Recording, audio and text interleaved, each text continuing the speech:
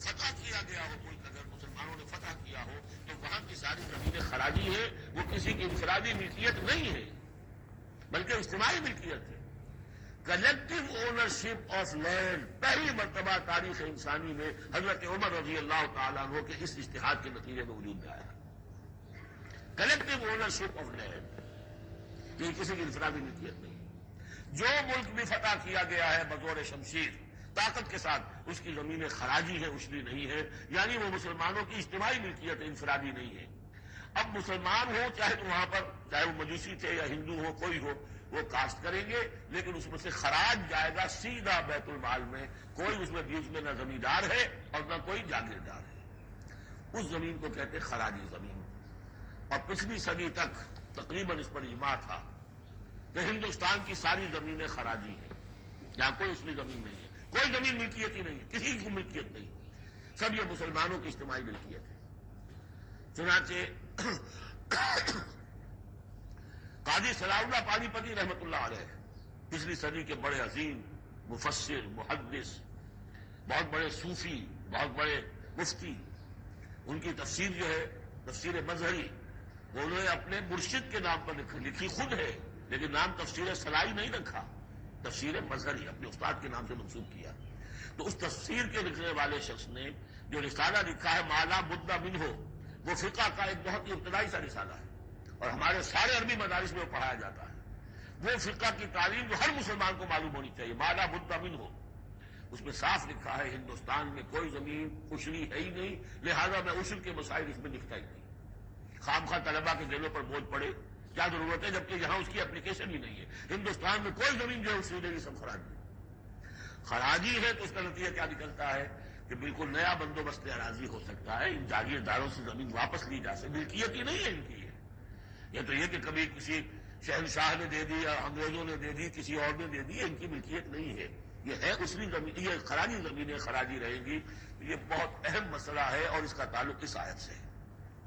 وَالَّذِينَ جَاءُوا مِن بَعْدِهِمْ يَقُولُونَ رَبَّنَا اغْفِرْ لَنَا وَلِإِخْوَانِنَا الَّذِينَ سَبَقُونَا بِالْإِيمَانِ، وہ یہ کہتے ہیں پروردگار ہمیں بھی بخش دے اور ہمارے ان بھائیوں کو بھی بخش دے جو ایمان میں ہم سے سبقت لے گئے، ہم سے پہلے تھے۔ وَلَا تَجْعَلْ فِي قُلُوبِنَا، اور ہمارے دلوں میں مت پیدا کر غِلًّا، کوئی بھی کدورت، کوئی بھی بیر، للذین آمنوا، ان لوگوں کے لیے جو صاحب ایمان ہو۔ ربنا انک رؤوف الرحیم، پروردگار تو رؤوف ہے اور رحیم ہے۔ الم تر الی الذین نافقوا یقولون لاخوانهم الذین کفروا من اہل الکتاب لئن اخرجتم لنخرجن معکم ولا نطیع فیکم احدا ابدا وان قوتلتم لننصرنکم واللہ یشہد انہم لکاذبون۔ صدق اللہ العظیم۔ غزوہ بنی نذیر میں جو بھی رول اور کردار تھا یہود کا، ان کا جو انجام ہوا وہ سورہ حشر کی پہلے رکوع میں بیان ہو چکا ہے۔ ساتھ ہی یہ کہ بہت اہم حکم جو ہے شریعت کا اموال فے کے بارے میں، وہ بھی پہلے رکوع میں ہم پڑھ چکے ہیں۔ اب اس موقع پر منافقین کا جو کردار سامنے آیا تھا دوسرے رکوع میں، اس کے بارے میں گفتگو ہو رہی ہے۔ الم تر الی الذین نافقوا، کیا تم نے دیکھا نہیں ان لوگوں کو کہ جو منافق ہیں، جن کے دلوں میں نفاق نے ڈیرے جما لیے ہیں۔ یقولون لاخوانہم الذین کفروا من اہل الکتاب، وہ کہتے رہے اپنے ان بھائیوں سے میں سے جنہوں نے کفر کیا تھا، ان کے بھائی تھے، دوست تھے، ان کے تعلقات تھے، جو اہل کتاب میں سے تھے، وہ کفر پر اڑے رہے۔ ان سے انہوں نے کہا تھا یہ لئن اخرجتم لنخرجن معکم، دیکھو اگر تمہیں کبھی مدینے سے نکالا گیا ہم تمہارے ساتھ نکلیں گے۔ وہ دوستیاں جو ان کے درمیان حلیفانہ روابط تھے، اگر تمہیں کہیں نکالا جائے گا تو ہم بھی نکلیں گے۔ وَلَا نُطِيعُ فِيكُمْ أَحَدًا أَبَدًا، اور تمہارے معاملے میں کبھی بھی ہم کسی بھی شخص کی اطاعت نہیں کریں گے۔ یعنی ٹھیک ہے ہم ایمان تو لے آئے ہیں، مسلمانوں میں شامل ہو گئے ہیں اور ہم محمد کا حکم مانتے بھی ہیں بعض معاملات کے اندر، لیکن یہ ہے کہ تمہارے ساتھ ہماری دوستی ہے وہ پختہ ہے، تمہارے ساتھ ہمارے حلیفانہ تعلقات ہیں وہ بہت قدیمی ہے، اور ہمارا تمہارے معاملے میں جو ہے ہمارا طرز عمل تبدیل نہیں ہوگا، اور اگر کوئی اقدام محمد نے صلی اللہ علیہ وسلم تمہارے خلاف کرنے کا فیصلہ کیا تو ہم اس میں ان کا ساتھ نہیں دیں گے۔ لَنَخْرُجَنَّ مَعَكُمْ وَلَا نُطِيعُ فِيكُمْ أَحَدًا أَبَدًا وَإِن قُوتِلْتُمْ لَنَنصُرَنَّكُمْ، اور اگر تمہارے ساتھ جنگ کی گئی تو ہم لازماً تمہاری مدد کریں گے. وَاللَّهُ يَشْهَدُ إِنَّهُمْ لَكَاذِبُونَ، اور اللہ گواہی دیتا ہے کہ وہ جھوٹ بول رہے تھے. لَئِنْ أُخْرِجُوا لَا يَخْرُجُونَ مَعَهُمْ، اگر وہ نکالے جائیں گے وہ ان کے ساتھ نہیں نکلیں گے.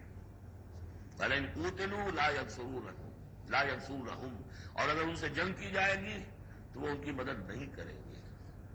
وَلَئِنْ نَصَرُوهُمْ لَيُوَلُّنَّ الْأَدْبَارَ، اور اگر کہیں ان کی مدد کر بیٹھیں گے تو فوراً بھاگیں گے، پیچھے دکھا دیں گے. ثُمَّ لَا يَنصَرُونَ، اور پھر ان کی کہیں سے مدد نہیں ہو سکے گی.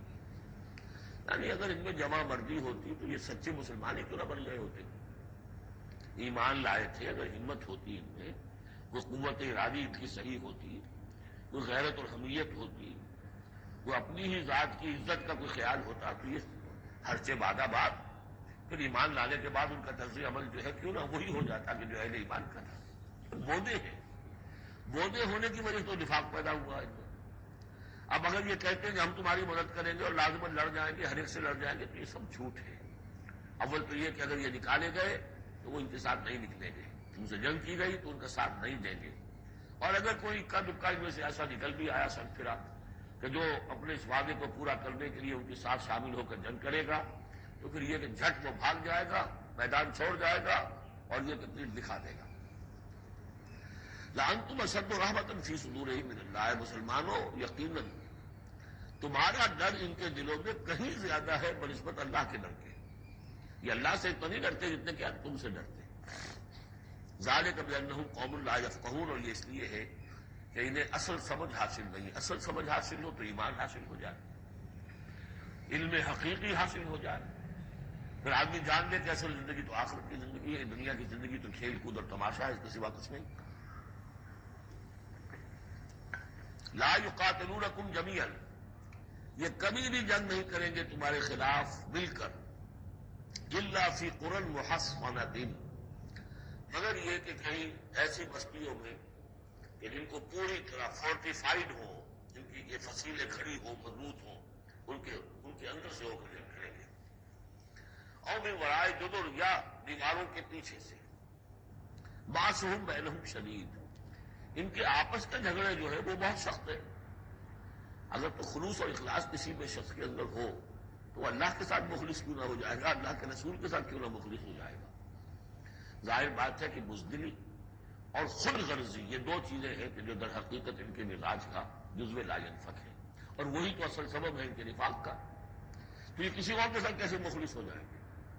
تحسبهم جميعا وقلوبهم شتى، تم سمجھتے ہو کہ یہ یکجا ہیں، اکٹھے ہیں، ان کا متحدہ محاذ ہے، جبکہ دل کے دل پھٹے ہوئے.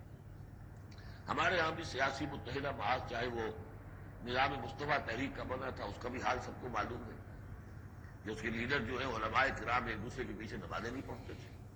متحدہ محاذ تھا، وہ اتحاد کیسا تھا؟ وہی بات. باسہم بینہم شدید، ان کے تو آپس کے اختلافات جو ہے وہ بہت شدید ہیں، کہ آپس کی دشمنیاں، کدورتیں، کینے. تحسبہم جمیعا، تم سمجھتے ہو کہ یہ جمع ہے، اکٹھے ہیں، وقلوبہم شتیٰ، دل پھٹے ہوئے. ذالک بانہم قوم لا یعقلون، اور یہ اس لیے کہ وہ ایک ایسا گروہ ہے کہ جو عقل سے کام نہیں لیتے. کمثل الذین من قبلہم قریبا ذاقوا وبال امرہم، جیسے قصہ ان کا ہوا جو ان سے پہلے تھے ماضی قریب میں، یعنی بنو قینقاع. سب سے پہلے بنو قینقاع کا معاملہ ہوا تھا، پھر یہ بنی نضیر کا ہوا، پھر 5ویں سال میں غزوہ احزاب کے ضمیمے کے طور پر بنو قریظہ کا ہوا. وَلَهُمْ عَذَابٌ أَلِيمٌ، ان کے لیے بہت ہی دردناک عذاب ہے. کمثل الشیطان، یا پھر مثال ہے شیطان کی. اذ قال للانسان اکفر، جبکہ وہ انسان سے کہتا ہے کرو کفر. فلما کفر، اور جب انسان کفر کرتا ہے، قال انی بریء منک انی اخاف اللہ رب العالمین، وہ کہتا ہوں میں تم سے علیحدہ ہوں، میرا تم سے کوئی تعلق نہیں، میں تو اللہ سے ڈرتا ہوں جو تمام جہانوں کا رب اور مالک و پروردگار ہے. فکان عاقبتہما انہما فی النار خالدین فیہا، تو ان دونوں کی عاقبت یہ ہے کہ وہ شیطان بھی اور وہ انسان بھی، دونوں کی عاقبت یہ ہے کہ وہ رہیں گے آگ میں اور ہمیشہ ہمیشہ رہیں گے. وذالک جزاء الظالمین، اور یہی ہے ظالموں کا بدلہ. جیسا کہ سورہ قاف میں ہم پڑھ چکے ہیں کہ وہ قرین جو ہوگا اس گناہ گار کافر اور مشرک کا جو قرین ہوگا وہ جب لے کر آئے گا، حاضر کرے گا، آدھا قرین ہو آدھا ما لدی عتید، اور اللہ تعالیٰ کی طرف سے حکم آئے گا فرشتوں کو القیا فی جہنم کل غفار عنید، تو وہ کیا کہے گا؟ ربنا ما اطغیتہ ولکن کان فی ضلال بعید، اور اللہ تعالیٰ فرمائیں گے لا تختصموا لدی وقد قدمت الیکم بالوعید ما یبدل القول لدی وما انا بظلام للعبید۔ تیسرا رکوع اور آخری رکوع جو ہے سورہ حشر کا، یہ پھر قرآن مجید کا ایک بہت اہم مقام ہے۔ میں سوچ رہا تھا کہ میں بار بار جو کہتا ہوں آپ سے، یہ قرآن کا بہت اہم مقام ہے، یہ قرآن کا بہت اہم مقام ہے، اس کی بھی ایک حقیقت سمجھ لیجیے۔ قرآن حکیم میں جو کوئی ایک حرف اور ایک تصویر ہے رہے، البتہ مختلف اعتبارات سے مختلف مقامات کی ایک ریلیٹیولی زیادہ اہمیت ہے۔ بعض مقامات حکمت کے ہیں، بعض مقامات جو ہے وہ فلسفیانہ ہیں، بعض مقامات وہ ہیں کہ جو جدید سائنس کے حوالے سے بڑے اہم ہیں، بعض مقامات وہ ہیں جو روح دین سے بحث کرتے ہیں، بعض مقامات وہ ہیں جو ایمان کی ماہیت کو واضح کرتے ہیں، ایمان کیا ہے۔ تو اس اعتبار سے یقیناً مختلف مقامات جو ہیں وہ مختلف اعتبارات سے اور حیثیتوں سے وہ زیادہ اہمیتوں کے حامل ہیں۔ اب یہ جو چار آیتیں ہیں، 7 آیتیں ہیں اس رکوع کی، تیسرے رکوع کی، اس میں فلسفہ، تصوف، پھر یہ کہ اس میں سب سے بڑا جو آ رہا حصہ وہ یہ ہے کہ جیسے 6 آیتیں سورہ حدید کی تھی کہ جن میں اللہ کے اسماء و صفات کا ذکر ہے، جن میں تفصیل سے گفتگو نہیں کر سکا اور نہ اس کا موقع تھا، میرے کیسز میں ہے، تو اسی طرح کا ہم وزن جو ہے 3 آیتیں آ رہی ہیں سورہ حشر کے آخر میں۔ قرآن حکیم میں اسماء خدا بندی کا سب سے بڑا گلدستہ، 16 اسماء ایک جگہ پر اور کہیں نہیں، 8 اسماء ایک آیت، الملک القدوس السلام المومن المہیمن العزیز الجبار المتکبر سبحان اللہ عما یشرکون، ایک نہیں۔ تو اس اعتبار سے یہ حصہ بہت اہم ہے۔ فرمایا یا ایھا الذین آمنوا اتقوا اللہ ولتنظر نفس ما قدمت لغد واتقوا اللہ ان اللہ خبیر بما تعملون۔ اہل ایمان اللہ کا تقوی اختیار کرو، اور چاہیے کہ ہر جان یہ دیکھتی رہے کہ اس نے کل کے لیے کیا آگے بھیجا ہے۔ اللہ کا تقوی اور آخرت کا احساس، کل کے لیے کیا ما قدمت لغد، یہ بڑی کل ہے۔ ایک کل تو وہ ہے کہ جو کل سورج طلوع ہوگا تو شروع ہو جائے گی، ایک بڑی کل وہ ہے آنے والی ہے جو باس و بعد الموت کے بعد آنے والی ہے، بڑی کل۔ اس کل کے لیے کیا بھیجا ہے آپ نے؟ کیا سامان ہے، کیا توشہ ہے، کیا تم نے کمائی ہے جو جمع کرائی ہے؟ وہ جو اس کائناتی حکومت کا جو سب سے بڑا ریزرو بینک ہے، امپیریل بینک ہے اس کائنات کا، اللہ تعالیٰ کے ہاں کیا جمع کرایا؟ اور دیکھیے 2 مرتبہ ایک آیت میں واتقوا اللہ، اللہ کا تقوی، اللہ کا خوف۔ لیکن یہ خوف اصل میں اس طرح کا خوف نہیں ہوتا جو کسی خوفناک شے کا خوف ہوتا ہے۔ ایک ہے شیر کا خوف یا سانپ کا خوف، ایک خوف والد کا خوف ہوتا ہے، وہ محبت کے تحت ہوتا ہے۔ میرے والد جو ہے ناراض نہ ہو جائے، میں اپنے والد کے احساسات اور جذبات کو مجروح نہ کر بیٹھوں، وہ مایوس نہ ہو جائے مجھ سے، اللہ ناراض نہ ہو جائے، یہ خوف۔ یا ایھا الذین آمنوا اتقوا اللہ ولتنظر نفس ما قدمت لغد واتقوا اللہ ان اللہ خبیر بما تعملون، یقیناً جو کچھ تم کر رہے ہو اللہ اسے باخبر ہے۔ اگلی آیت ہے جسے علامہ اقبال نے قرار دیا کہ ان کے فلسفہ خودی کی سورس یہ ہے۔ سید نذیر نیازی نے ہمارے ہاں قرآن کانفرنس میں باقاعدہ بیان کیا، ان کے مضمون میں بھی موجود ہے کہ میں نے حضرت علامہ سے یہ سوال کیا کہ آپ کے فلسفہ خودی کے بارے میں بڑی جیبیں گوئیاں ہوتی ہیں، کوئی کہتا ہے کہ فلاں منشے سے آپ نے اخذ کر لیا ہے، فلاں سے کر لیا ہے، آپ بتائیے کہ آپ کے اس فلسفہ خودی کی سورس کیا ہے؟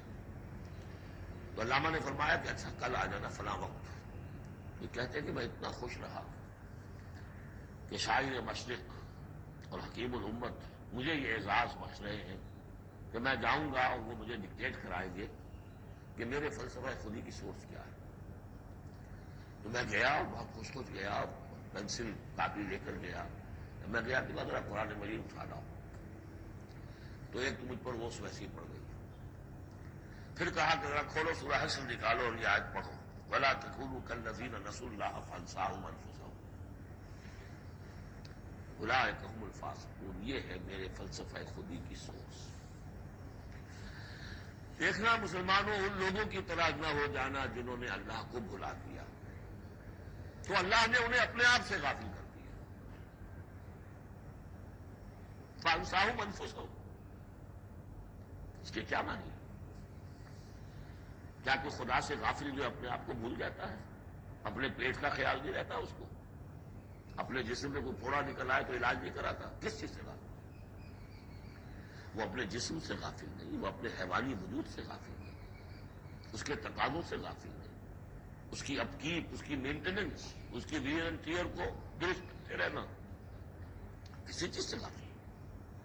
معلوم ہوا کہ اس حیوانی وجود کے علاوہ کوئی حیثیت ہے انسان، اصل حقیقت جس کو انسان بھول جاتا ہے. اور یہ ہم پڑھ چکے ہیں سورہ مجادلہ کے اندر بھی الفاظ آئے تھے کہ شیطان نے انہیں اللہ کو بھلا دیا.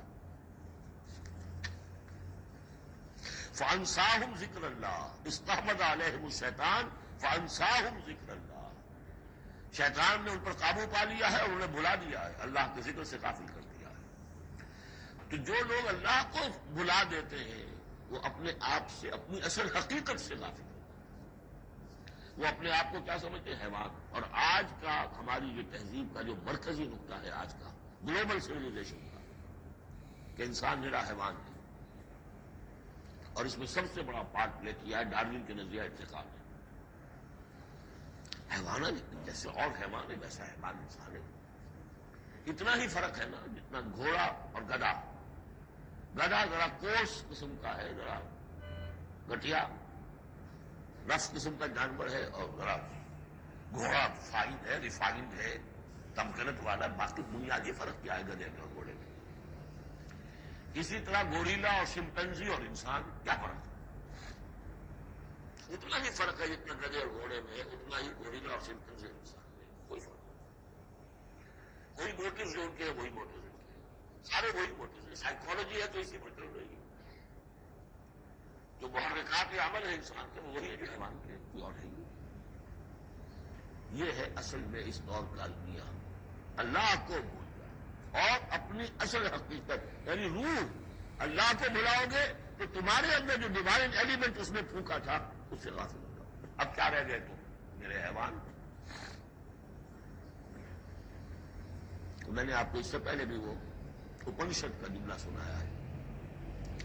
Man in his ignorance identifies himself in the material sheets which encompass his real self. Real self تو میری انا ہے، میری خودی ہے. اور یہ انا خودی فلسفیانہ الفاظ ہے کس شے کے لیے؟ وہ جو روح ہے میرے اندر ہے. نور تجلی بھی اسی خاک میں پنہاں، غافل تو نرا صاحب ادراک نہیں ہے.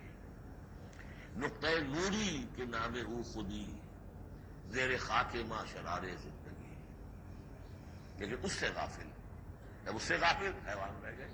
جب حیوان ہو گئے اولئک ھم الفاسقون. تو حیوان کے لیے تو کوئی مورل لا ہے نہیں.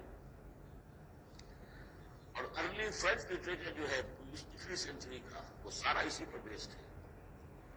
وہ ساری دلیل یہاں سے لاتے ہیں کہ انسانوں نے اپنے اوپر قیدیں لگا دی ہے. بیوی بیٹی ماں میں فرق کرنا، حیوانات میں کوئی فرق کرتا ہے؟ نیوڈسٹ خرچ سے اگر پوچھیں گے تو حیوانات میں سے کوئی لباس پہنتا ہے؟ انسان نے خام کرا تو لوگ جاتے ہیں. ان کے لیے سورس ہے وہی حیوانوں کی، انہیں سے سبق حاصل. یہ ہے انسان کے اندر صرف حیوان نہیں ہے. جیسے کہ شیخ سعدی نے کہا تھا آدمی زیادہ طرفہ معجون است از فرشتہ سرشتہ وز حیوان. یہ جو انسان ہے آدم ذات یہ ایک معجون مرکب ہے. اس میں فرشتہ بھی، فرشتے کہتے ہیں گوندنے کو، آٹے کو پانی کو ملا کر گوندتے ہیں آپ جب بیان کرتے ہیں. وز فرشتہ سرشتہ وز حیوان. اس میں ایک فرشتہ بھی ہے ایک حیوان بھی ہے، دونوں گزے ہوئے. فرشتہ ہے روح عالم امر کی شے اور وہ روح سے پیدا کیا. روح بھی روح عالم امر کی شے. یہ ضرورت ہے روح کو روح بھی رب ربی یہ بھی نور سے پیدا کی گئی. نقطۂ نور ہی یہی. ولا تكونوا كالذين نسوا الله فانساهم انفسهم اولئك هم الفاسقون. لا يستوي اصحاب النار واصحاب الجنہ. دیکھو برابر نہیں ہو سکتے آگ والے اور جنت والے. اصحاب الجنت هم الفائزون. یقیناً جنت والے ہی کامیاب ہوں گے. اللهم ربنا اجعلنا منهم. اللهم ادخلنا الجنة مع الابرار. اللهم اجرنا من النار. یا مجیر ہو یا مجیر ہو یا مجیر. اس کے بعد آیت آئی ہے قرآن مجید میں عظمت قرآن کے بیان میں عظیم ترین آیت. لو انزلنا هذا القرآن على جبل لرأيته خاشعا متصدعا من خشية الله. اگر ہم اس قرآن کو اتار دیتے کسی پہاڑ پر تو تم دیکھتے کہ وہ دب جاتا, متصدعا پھٹ جاتا من خشیت اللہ, اللہ کے خوف سے. میں نے جو شروع میں تعارف قرآن پر جو گفتگو کی تھی اس میں اس کا حوالہ دیا تھا عظمت قرآن کے لیے.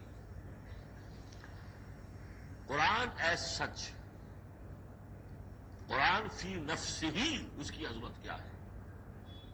ایک ہے قرآن کی افادیت کیا ہے, دو چیزیں جدا ہے. ایک فی نفسہ ہی وہ کیا ہے, اس کی عظمت کیا ہے. ایک یہ کہ اس کا فائدہ کیا ہے, افادیت کیا ہے. افادیت پر ہم آیت پڑھ چکے, لیکن خاص طور پر دو آیتیں سورہ یونس کی. یا ایھا الناس قد جاءتکم موعظۃ من ربکم وشفاء لما فی الصدور وہدی ورحمۃ للمؤمنین قل بفضل اللہ وبرحمتہ فبذلک فلیفرحوا ھو خیر مما یجمعون. لیکن قرآن فی نفسہ ہی اگر ہم اسے اتار دیتے کسی پہاڑ پر تو تم دیکھتے کہ وہ دب جاتا, پھٹ جاتا. اور اس کے لیے میں تشریح کر چکا ہوں سورہ اعراف میں جو معاملہ ہوا تھا کہ حضرت موسیٰ علیہ السلام نے فرمایا, عرض کیا تھا اللہ سے رب ارنی انظر الیک, اور اللہ نے فرمایا کہ تم مجھے نہیں دیکھ سکتے, جل چڑھا گئی. ولکن انظر الی الجبل فإن استقر مکانہ فسوف ترانی. اس پہاڑ کو دیکھو, ہم اپنی تجلی اس پر ڈالیں گے. اگر وہ سہار جائے, کھڑا رہ جائے اپنی جگہ پر, برداشت کر جائے, تو تم بھی سمجھنا کہ ہاں ہمیں دیکھ سکو گے. فلما تجلی ربہ للجبل, جب اس کے رب نے ایک اپنا برتاؤ, ایک جلوہ, ایک تجلی. تجلی کیا ہے؟ روشن, ایک نور. اس نور کا جو اللہ نے تعالی نے وہ برتاؤ ڈالا اس پہاڑ پر, الہ دکن وخر موسیٰ صعقا, وہ ریزہ ریزہ ہو گیا. اور تجلی باری تعالیٰ, ذات باری تعالیٰ کی تجلی کے بالواسطہ مشاہدے کا اثر ہوا ہے کہ حضرت موسیٰ بے ہوش ہو کر گر گئے. اب نوٹ کیجئے, یہ بالکل وہی بات ہے جو تمثیل کی شکل میں آ رہی ہے. فرق کیا ہے؟ وہ تجلی ذات تھی باری تعالیٰ کی, یہ تجلی صفات کی. کلام اللہ, اللہ کا کلام ہے. کلام متکلم کی صفت ہوتا ہے, اس کی بھی تاثیر وہی ہے جو ذات باری تعالیٰ کی تاثیر. اس کو علامہ اقبال نے ادا کیا ہے, فاش گویم آنچ در دل مزمرست. میں صافی کھول کے بیان کر دوں کہ میرے دل میں مزمر ہے, چھپی ہوئی بات ہے. این کتابیں نیست چیزیں دیگر است. یہ قرآن کتاب نہ سمجھو, اسے کتاب میں کچھ اور ہے. کیا ہے؟ مثل حق الہاؤ ہم پیداست. آج ہم نے وہ آیت بھی پڑھ لی, الظاہر والباطن, اللہ ظاہر بھی ہے الباطن بھی ہے. تو ذات باری تعالیٰ جیسے الظاہر بھی ہے الباطن بھی ہے, اسی طرح مثل حق منہا وہ ہم پیداست, یہ چھپا ہوا بھی ہے اور ظاہر بھی ہے, سامنے بھی ہے. اس لیے میں بیان کر چکا ہوں وہاں سورہ واقعہ میں, لا یمسہ الا المطہرون.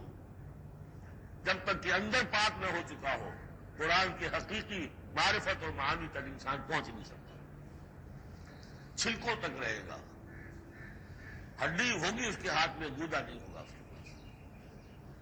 ناز قرآن مغزہ برداشت استخاں پیش سزا انداختے, یہ مغز تک نہیں پہنچ سکتا. وہ ہے اصل میں قرآن مجید کا معاملہ کہ تجلی صفات باری تعالی صفت ہے کلام کی، اور کلام میں آپ کو معلوم ہے متکلم کی پوری شخصیت جو ہے منعکس ہو جاتی ہے. کوئی شخص ہے، کوئی بٹیارن ہے، کوئی اور ہے، بربوجا ہے، اب ان کی اپنی زبان ہے، ان کا ایک جملہ آپ سنیں گے پتہ چل جائے گا یہ کون بول رہا ہے، یہ کون بول رہی ہے. اس لیے کہ پوری شخصیت، ان کا ذہن و فکر کا حدود اربع، ان کی تہذیب و تمدن کے ساتھ کس درجے ان کا کوئی تعلق ہے یا نہیں ہے، سب واضح ہو جائے گا. تاج بازی راگ پایا تو اللہ کا کلام ہے. لو انزلنا هذا القرآن على جبل لرأيته خاشعا متصدعا من خشية الله وتلك الامثال نضربها للناس لعلهم يتفكرون. اور یہ مثالیں ہیں جو ہم لوگوں کے لیے بیان کرتے ہیں تاکہ وہ فکر کریں، غور کریں، سوچیں. اب یہاں سے وہ 3 آیتیں شروع ہو رہی ہیں، وہاں 6 تھی. صفات اور اسماء ہمارے ہاں جو ایمان کے لیے جو یاد کیے ہوں گے آپ نے، اگر اللہ تعالیٰ نے بچپن میں یہ موقع آپ کو دیا ہو تو ایمان مجمل، ایمان مفصل. ایمان مجمل کے الفاظ کیا ہے؟ آمنت باللہ و ملائکتہ، آمنت باللہ کما ہوا باسمائہ و صفاتہ وقبلت جمیع احکامہ. تو اسماء اور صفات باری تعالیٰ کے موضوع پر سورہ حدید کی پہلی 6 آیات، یہ قرآن مجید کا ذروہ سلام ہے. چوٹی، سلام، چوٹی. ذروہ کہتے ہیں اونٹ کے کوہان کو، کوہان کی بھی اونچی جو سب سے نمایاں شے ہوتی ہے. اسماء پر یہ سب سے بڑا گلدستہ ہے. اور ایک خاص بات جو میں نے وہاں نوٹ بھی کرائی تھی آپ کو، سورہ حدید میں واحد مقام ہے قرآن مجید کا جہاں اسماء باری تعالیٰ کے مابین حرف عطف واو آیا ہے. هو الاول والآخر والظاہر والباطن، اور کہیں نہیں. 4 اسماء آئے ہیں سورہ جمعہ کے شروع میں. یسبح للہ ما فی السماوات و ما فی الارض الملک القدوس العزیز الحکیم، کوئی حرف واو نہیں. اور 8 اسماء آئیں گے یہاں پر، الملک القدوس السلام المومن المہیمن العزیز الجبار المتکبر، کوئی حرف واو نہیں. وهو العزیز الحکیم، یہ نہیں هو العزیز والحکیم نہیں. اس کی وجہ کیا ہے؟ اللہ تعالیٰ کے تمام اسماء، اللہ کی تمام صفات اس کی ذات میں بیک وقت موجود ہے. واؤ میں تو مغایرت پیدا ہو جاتی ہے، واؤ میں تراخی پیدا ہو جاتی ہے. لیکن یہاں کیوں آئے سورہ حدید میں؟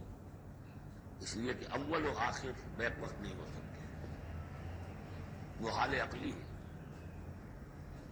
ظاہر و باطن ایک وقت نہیں ہو سکتے. میرا ظاہر میرا باطن یہ تو ایک ہی وقت میں موجود ہے. قرآن کا ظاہر اور قرآن کا باطن ایک وقت میں موجود ہے، اول و آخر ایک نہیں. اس لیے وہاں واو لایا گیا، هو الاول والآخر والظاہر والباطن. بہرحال اب یہاں پر نوٹ کیجیے، هو اللہ الذی لا الہ الا هو، وہی ہے اللہ جس کے سوا کوئی الہ نہیں.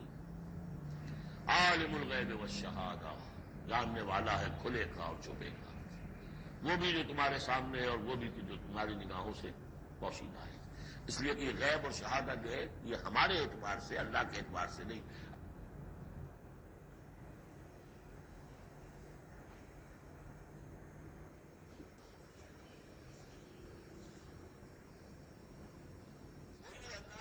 سوا کوئی الہ نہیں. وہ اللہ الذی لا الہ الا هو عالم الغیب والشہادہ، یہ بھی ایک نام کی حیثیت سے شمار ہوتا ہے. جو اسماء 99 گنے جاتے ہیں، عالم الغیب والشہادہ یہ ایک نام ہے. اور میں عرض کر رہا تھا کہ اللہ کے لیے سب شہادہ ہی شہادہ، غیب ہے ہی نہیں. اس نقطے کو یہاں سمجھ لیجیے، اس لیے کہ یہ سورہ جن میں آئے گا پھر دوبارہ، اور بہت اہم طریقے پر آئے گا. جب قرآن میں غیب اور شہادہ کا لفظ آتا ہے وہ ہمارے اعتبار سے، کہ ہمارے لیے ایک چیز وہ ہے کہ جو ہمارے حواس خمسہ کی گرفت کے دائرے کے اندر آ جاتی ہے، چاہے وہ ٹیلیسکوپ سے آئی ہے اور چاہے وہ مائکروسکوپ سے آئی ہے. لیکن دیکھنے والی شے ہماری آنکھ ہے. غیب وہ ہے جو ہم سے چھپا لیا گیا، جنت ہے، دوزخ ہے، آخرت ہے، فرشتے ہیں، خود سب سے بڑی ذات باری تعالیٰ ہے. لیکن اللہ ہر شے کا جاننے والا. وہ الرحمن الرحیم، وہ رحمان ہے اور رحیم ہے. اس پر سورہ فاتحہ پڑھتے ہوئے میں نے وضاحت کی تھی. وہ اللہ الذی لا الہ الا هو، وہی ہے اللہ جس کے سوا کوئی الہ نہیں. الملک، بادشاہ حقیقی. القدوس، پاک، السلام سلامتی اور سالم، ہر اعتبار سے سالم، کوئی اس کو نزل پہنچانے والا نہیں، ہر عیبوں سے پاک۔ المومن امن دینے والا، امان دینے والا، المہیمن پناہ میں لینے والا، العزیز زبردست، مطلق العنان جس کی اتھارٹی ایبسلیوٹ ہے، الجبار دباؤ رکھنے والا، المتکبر عظمت والا، بڑائی والا، یہ 8 نام آئے ہیں، الملک، القدوس، السلام، المومن، المہیمن، العزیز، الجبار، المتکبر۔ سبحان اللہ عما یشرکون، اللہ پاک ہے ان تمام چیزوں سے جو یہ شرک کرتے ہیں۔ هو اللہ الخالق الباری المصور، وہی ہے اللہ، اب 3 نام اور آگے، الخالق، الباری، المصور، ان میں خاص ربط ہے۔ خلق، اس میں سب سے پہلے اگر ہم اپنے اوپر قیاس کریں تو پہلے کوئی شے بنانے سے پہلے ذہن میں ایک نقشہ بنتا ہے۔ بڑھئی نے میز بنانی ہے، اس کے ذہن میں میز کا نقشہ پہلے بن چکا ہے، کرسی بنانی، کرسی کا نقشہ بن چکا ہے، یہ اس کی ذہنی تخلیق ہے۔ پھر وہ اسے ظاہر کرتا ہے عالم واقعہ میں، وہ لکڑی کی میز بنا کر اسے واقعہ نمایاں کر دیتا ہے، لے آتا ہے۔ پھر اس کی تصویر، فنیشنگ ٹچز، اس کے رنگ روغن، یہ تینوں مرحلے ایک ہی پروسیس کے۔ اللہ نے تخلیق فرمائی، پھر اس کو ظاہر کیا، عدم کے پردے سے نکال کر اور وجود کے پردے میں لے آیا۔ باری، بڑا کہتے ظاہر کرنے والا، من قبل ان نبرأها، اس سے پہلے کہ ہم اسے ظاہر کریں۔ ما اصاب من مصیبت فی الارض ولا فی انفسکم الا فی کتاب من قبل ان نبرأها، سورہ حدید میں آج پڑھ چکے ہیں۔ وہی ہے الخالق، الباری، المصور، لہ الاسماء الحسنی، تمام اچھے نام اسی کے ہیں۔ یسبح لہ ما فی السماوات والارض، یہاں نوٹ کر لیجیے، یسبح لہ ما فی السماوات وما فی الارض نہیں ہے، یسبح لہ ما فی السماوات والارض۔ سورہ حدید کے شروع میں تھا سبح للہ ما فی السماوات والارض، سورہ حشر میں آیا سبح للہ ما فی السماوات وما فی الارض۔ یہاں یسبح للہ ما فی السماوات والارض، اور پھر 2 مرتبہ آئے گا یسبح للہ ما فی السماوات وما فی الارض، سورہ جمعہ کی شروع میں بھی، سورہ تغابن کی شروع میں۔ وہو العزیز الحکیم، دیکھیے اس سورہ مبارکہ کی خاص خصوصیت یہ ہے، شروع بھی ہوئی تسبیح کے ساتھ، اختتام بھی تسبیح کے ساتھ۔ شروع میں بھی العزیز الحکیم، زبردست، حکمت والا، آخر میں بھی